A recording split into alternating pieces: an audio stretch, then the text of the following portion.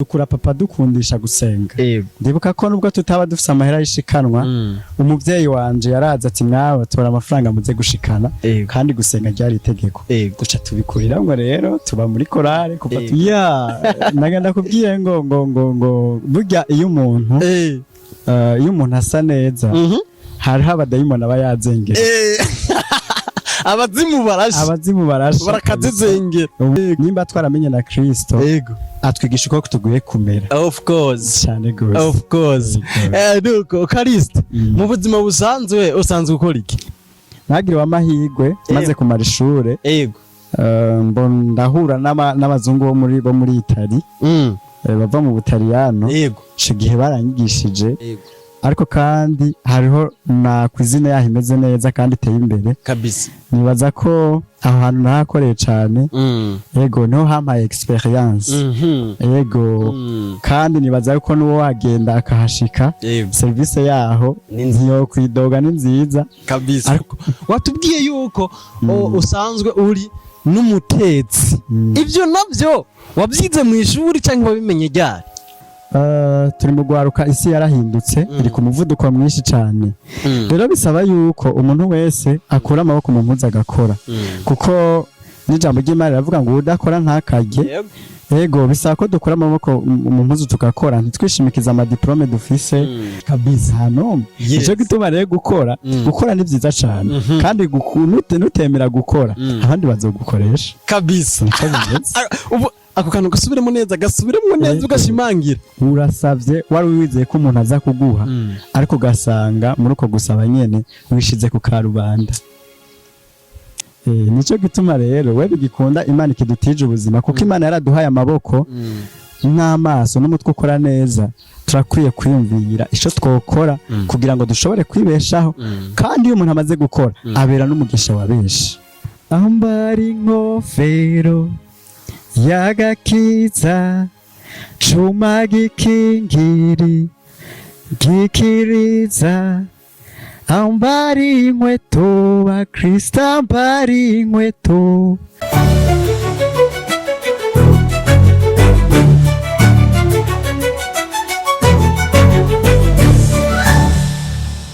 Yeah man, ladies and gentlemen, murameze fresh, nanje ndameze neza cyane kabisa. Ni Fabere Burundi canke ikiranga kirumwe. Mbana higiriye cyane, aho neza yuko ibintu biba bimeze neza cyane kabisa. Ni Step Media Network, aho neza yuko ibintu bimeze neza cyane. Nuko uno munsi uri hejuru, ni munsi udasanzwe, ni munsi aho neza yuko tuba dufise umunsi mwiza cyane, aho neza yuko Imana iba yaduhezagiye cyane, ibintu biba bimeze neza cyane kabisa. Nuko uno munsi dufise umutumire mwiza cyane kabisa, umutumire mwiza w'umugentleman mwiza cyane kabisa, aho neza yuko kugira tuyagire ku bintu bitari bike, ibintu byinshi cyane bigiye bitandukanye mu bya buno buzima tugiye tubamwo. Eka ahanure cyane n'abajene, aho neza yuko afise ibintu byinshi cyane byo kuvuga. Jewe namwumvise ako namwe ndamubazaniye kugira ngo mugire ico mumubumyeho, kubera ko ni isoko y'umugisha wa benshi. Ariko imbere ya byose reka manze ndabaramutse abakunzi ba Step Media mwa muri hose, ndabipfuriza ibihe byiza. Abafanzi ba Step Media mwa mudufasha gusharinga ibiganiro byacu, nuko turabakunda cyane kubera ko atamwebwe natwebwe diaspora mudukurikirana.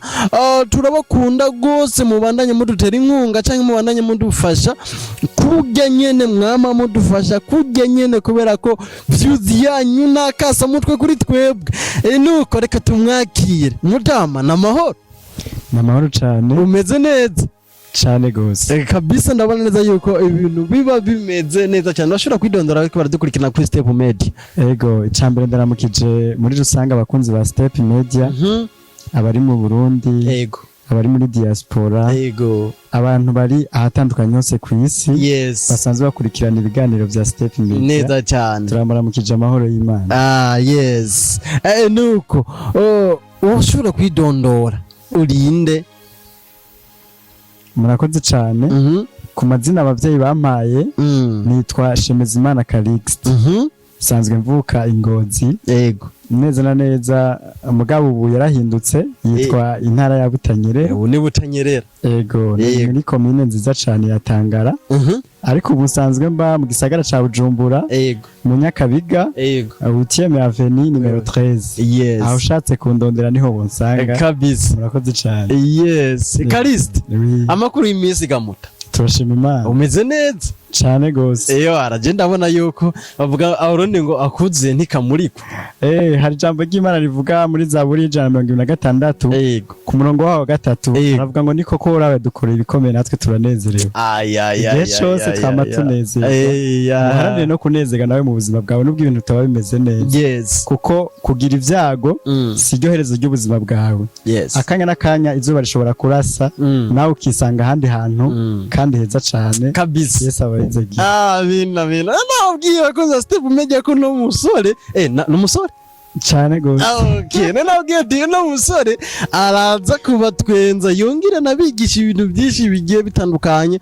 Murumva neza yuko ni n'umukozi w'Imana afite amajambo y'Imana ngendegwako. Araneza neko ibintu biba bimeze neza cyane kabisa. Kariste ndishimye kukwakira mu bwami bwa Step Media. Murakoze cyane nabone ibyo naberewe muta. Murakoze cyane. Merci beaucoup. Cyangwa kuvuga ati abana b'Imana neza bambaye ubwiza bw'Imana. Nagenda kubwire ngo burya iyo umuntu asa neza hari abadayimoni aba yazengera. Abazimu barashe barakazezengera. Umuntu akazezengera kuko nimba twaramenye na Kristo atwigisha uko tuguye kumera. Of course cyane gose. Of course. Nuko Kariste mu buzima busanzwe usanzwe ukora iki? Je mu buzima busanzwe ndumuririmbyi. Yego. Rimwe na rimwe n'umuvuga butumwa. Ikindi naco shoboye. Yego. Ndashoboye ibintu byo no guteka ndabishoboye. Yes kabisa. Gusa nyene yego nivyo kuko urabona apart yuko umuntu yiga hari gihe usanga ivyo yize atari byo bimubeshejeho. Yes ngirabona nkuko ubuzima bwahindutse umuntu agerageza kumenya umwuga. Yego iyo umenya umwuga biratuma ushobora kwibeshaho. Yes ukabeshaho n'umuryango nubwo utaraboneka ariko uzoba kabisa. Yego kandi umuntu akagirana ivyizigiro tugakura amaboko mugakora kuko ijambo ry'Imana rivuga ngo nzohezagira ibikorwa by'amaboko yawe. Yes cyane gose. Okay nuko uri umuririmbyi tuvuze ko uri umuririmbyi ndakeka ko n'umuririmbyi mpimbaza Imana. Yes cyane gose. Okay wabimenye gute watanguye ryari kuririmba cyangwa wamenye gute kuzi kuririmba? Urakoze cyane kumbaza ico kibazo. Jewe ndi umwana yakuriye navutse abavyeyi bakijijwe. Yego kuva muri Sunday school kuvuga bajya abana bato bagenda gusenga mu gatondo dukura papa dukundisha gusenga.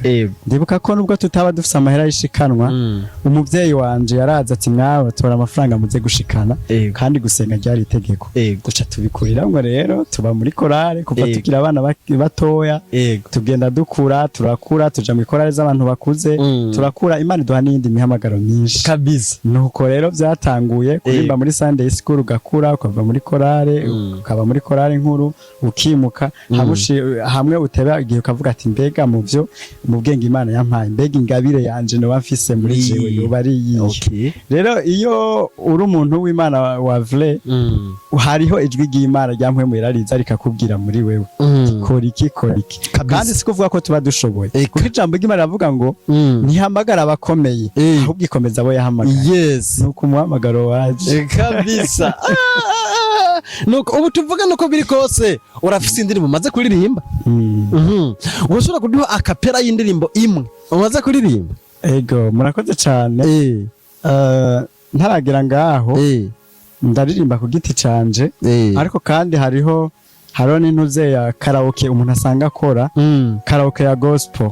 No kuvuga ko iyo umuntu ari karayikora ushobora kuyigukora mu rubanza ufise mariage turashobora kuza tukagufasha urubanza ariko ntabwo tuza kuririmba sekira turirimba karaoke ya gospel. Niyo mpamvu rero uvuga ati imirimo yo kuririmba iragutse kuko ndafise na team dukorana yitwa Elohim. Iyo watwituye ushaka kugira mariage turavugana tukagukorera urubanza rumeze neza. yego hari abo tumaze gukorera bagashima bakavuga ati nukuri aba bana bameze neza kandi muri byo byose tubikora twishimikije ijambo ry'Imana. Yes. Hama mu cerekeye icindirimbo naco Yego.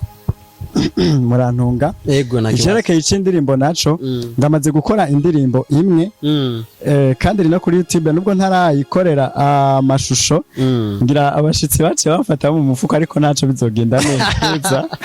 Nta kibazo kabisa, nta kibazo. Indirimbo yitwa Imitego. Yego. Iyo ndirimbo Imitego itubwira ko umukristo akwiye guhagarara kuko hari ijambo ry'Imana muri Efeso ibice 6 ku murongo wa 13 havuga ngo ibigwanisho vy'umukristo. Yes. Ego iyo jambo ry'Imana urisomye bashobora kubona message natanze muri iyo ndirimbo. Yes. Ego sinzi ko wari umusavye ngo ndakugira kapera. Kapera kabisa, kapera. Ego reka ndabe ko nogerageza. Yego. Yego. Ambari nkofero yagakiza cuma gikingiri gikiriza ambari inkweto bakristo ambari inkweto kuko nanone satana kubece. Eko sinzi ko noba nahejeje kabisa. Uraturirimbiye ati ambara inkomezi. Ambara inkweto.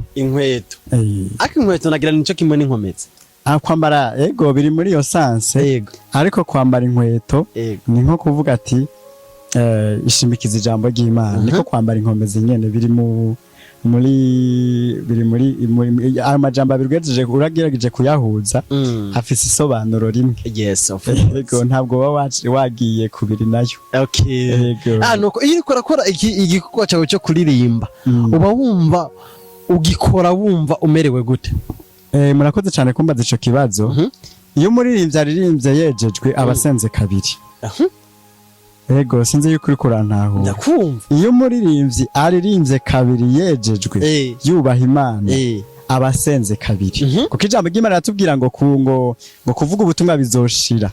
Nibindi byose n'indi mirimo izohera ariko guhimbaza Imana ntabwo bizokwigera bihera. Bisigura ko tuzobikora igihe cyose nitwamara kuvana muno mubiri. Ariyo mpamvu ushaka guhanura n'abaririmbyi bose bagenzi banje abazoza n'abatwitangiye imbere n'abamaze kugera kure Imana imaze kugirira ubuntu bagashika kure. Birasaba ko turirimba twejejwe. Kuko iyo turi ko turaririmba twejejwe abantu barafashwa, abantu bakihana cyane gose ibintu bikagenda neza kabisa. Aho kubiri kose uri mu muhamagaro wawe cyane kabisa. Nuko watubwiye yuko usanzwe uri n'umutetsi. Ibyo navyo wabyize mu ishuri cyangwa wabimenye ryari? Ego murakoze cyane. Narigeze nagiriwe amahirwe maze kumara ishure. Ego ndahura n'abazungu bo muri Itali bava mu Butaliyano. Ico gihe baranyigishije narize ibintu byo guteka. Ego kandi biteye imbere kabisa. Ego no kuvuga ko urugero ngezeko ndashobora kuba umuforomateri w'abandi. Mu gihe narose umuntu anyizera ndashobora kuba umuforomateri nkigisha abantu ibijanye no gukinjika. Ego muga apana umuceri n'ibiharage. Hari ubundi buhinga bw'indero. Ego buteye imbere mu kirimi cy'ikinyamazuru twakwita buri extraordinaire. Ego kuburyo nubwo wogenda mu bihugu byo hanze Amerika Uburayi ushobora kwibeshaho kuko ubuzima tugezeho muri uno munsi bisaba ko umenya utuntu twishi kabisa. Kuko amatwa dusumira iyo ugeze hanze kugira urushobore kuronka umuntu ashobora gutegurira ibifungurwa. Nturonka amahera umuriha. Ariko iyo ugiye ubizi biragufasha cyane kumwe ushobora kwibeshaho. Ya mahera wari gushobora guspendinga uja kurondera umuntu agutegurira ibifungurwa wowe ukayarikipera kabisa. Ego cyane. Nuko ni hehe umaze gutekera urashimirwa cyane cyangwa ni hehe umaze gukorera kabisa ukavuga ati ngiye kubiri kose hano hantu vraiment naripfuje kuhagira kubera guteka ndahageze? Murakoze cyane. Navuga ko kubera ko nkunda umwanya munini cyane ndawushira mu bintu by'ijambo ry'Imana canke no kuja kuvuga ubutumwa. Sindagenda ahantu hariho hose mbwa narigeze gukorera kuri narakoreye kuri resto waka nayizi ngaho i Bujumbura mpande kuri Place de l'Independance. Iyo entreprise bita Italbu ni ukuvuga ifise amabranche menshi, ariko kandi hariho na cuisine yaho imeze neza kandi iteye imbere kabisa. Nibaza ko aho hantu nahakoreye cyane, yego niho hampaye experience, yego kandi nibaza yuko n'uwo wagenda akahashika service yaho ntiyo kwidoga ni nziza kabisa, ariko kandi ugenda witwaje gakwiye kabisa kabisa. Yego ntabwo ari bamuce n'imyaka by'icyatanu. haje abantu bamaze kugira gute kugafata kabisa kabisa. Yego yes. Nuko ubu ndumva yuko uba uri umuntu kabisa adasanzwe kabisa, gukora n'ibintu bidasanzwe. Nuko turabona neza yuko uba ukiri umugene akiri muto. Hariho abajene benshi bashoboka ubabwiye ibintu byo gukora batavyumva canke batabitahura. Abo bo bahanura iki? Murakoze cyane kumbaza ico kibazo. Turi mu gwaruka, isi yarahindutse, iri ku muvuduko mwinshi cyane. Rero bisaba yuko umuntu wese akura amaboko mu mpuzu agakora, kuko n'ijambo ry'Imana riravuga ngo udakora ntakarye. Yego bisaba ko dukura amaboko mu mpuzu tugakora, ntitwishimikiza amadiplome dufise canke ibiki ngo nokora kajya akazi karasuzuguritse. Ariko nagomba ndakubwire umwuga mubi nuwo kuroga gusa. Ikintu cyose ubona yuko cyo guha amafaranga, meme no kubarira ibirato, no kudoda ibirato canke gukubura ibarabara, ubona yuko ushobora kuronka ka income mu Congereza niko bavuga, agasarere uko koba kari kose uragakora kandi ntacu. None ukoze akazi wagiye mu kazi wanashaka kugasa nabi, hamuvuyeyo ukoga ukambara ipantaro nziza n'ishati nziza, ninda zo gucisha mwijisho kabisa. Hano ico gituma rero gukora ni vyiza cyane, kandi nutemera gukora abandi bazogukoresha kabisa. Ubu ako kantu gasubiremo neza ugashimangira. Yego nutemera gukora, mujene nawe umusore uri kuranyumviriza ngo witwaze gushaka ubuzi bwo mu biro canke iki, nutemera gukora ukoresheje amaboko yawe abandi bazogukoresha. Yego nutemera gukora abandi bazogukoresha. Mutaka kantu karimo ubwenge bwinshi cyane gose, reka ndagasigure. Kuko iyo ukoze, iyo wase gukora birangira usuzuguritse. Nagomba ndakubwire, burya simvuze ko gusaba ari bibi, ariko gusaba hari gihe usaba ugasanga wibeshe cyane. Urasavye wari wizeye ko umuntu aza kuguha, ariko ugasanga muri uko gusaba nyene wishize ku karubanda kabisa. Ego ugasanga uraneganeza aho wamaze kunegurwa kabisa. Nico gituma rero we bigikunda Imana ikidutije ubuzima, kuko Imana yaraduhaye amaboko n'amaso n'umutwe ukora neza. Turakwiye kwiyumvira ico twokora kugira ngo dushobore kwibeshaho, kandi iyo umuntu amaze gukora abera n'umugisha wa benshi.